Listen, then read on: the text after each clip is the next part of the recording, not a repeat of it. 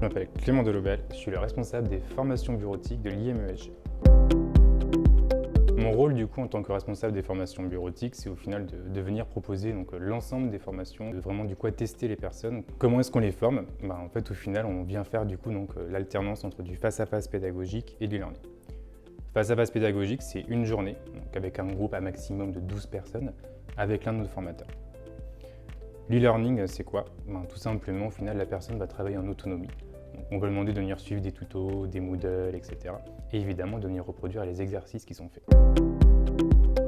On vient former différents types de publics. Donc, on peut former des étudiants, on peut former des salariés, on peut former des demandeurs d'emploi. Notre but, au final, c'est vraiment de venir monter en compétences par rapport à l'utilisation d'un logiciel.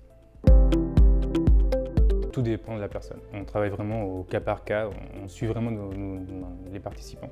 On prend l'exemple d'Excel qui va travailler dans la finance, on va lui demander de venir apporter ses études de cas personnels sur lesquels ils ont des problématiques et évidemment on va travailler dessus. Si je prends un autre exemple, par exemple sur la suite Adobe pour Photoshop, généralement les personnes ils vont toujours avoir des éléments, des cartouches et autres. Ok, on les prend, on les amène en formation et surtout on les optimise. À la fin de chacune de nos formations, on propose du coup la certification TOSA. Il y a une certification qui est reconnue au niveau de l'État, reconnue par France Compétences. Typiquement, ça fait un diplôme en plus, ça fait un score à mettre en plus sur son CV. La certification TOSA se décline en plusieurs modules.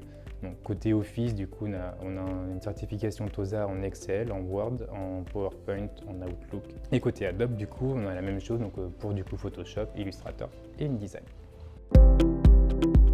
Et en fait, la première étape, c'est de nous contacter, qu'on puisse positionner un entretien, soit avec moi, soit avec mon équipe du coup.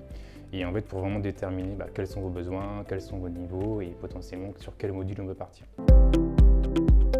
Il y a différents moyens, soit on vient faire un apport personnel, sinon nos formations sont également éligibles au CPF. Donc le CPF, tout simplement, toute personne qui a un compte CPF sur mon compte formation.gouv.fr peut venir du coup s'inscrire à une formation. Si le budget correspond au niveau de la formation, aucun souci. Et s'il y a un delta, potentiellement on peut venir soit compléter par un apport personnel ou alors du coup demander par exemple à un autre organisme type Pôle emploi qui vienne financer le reste.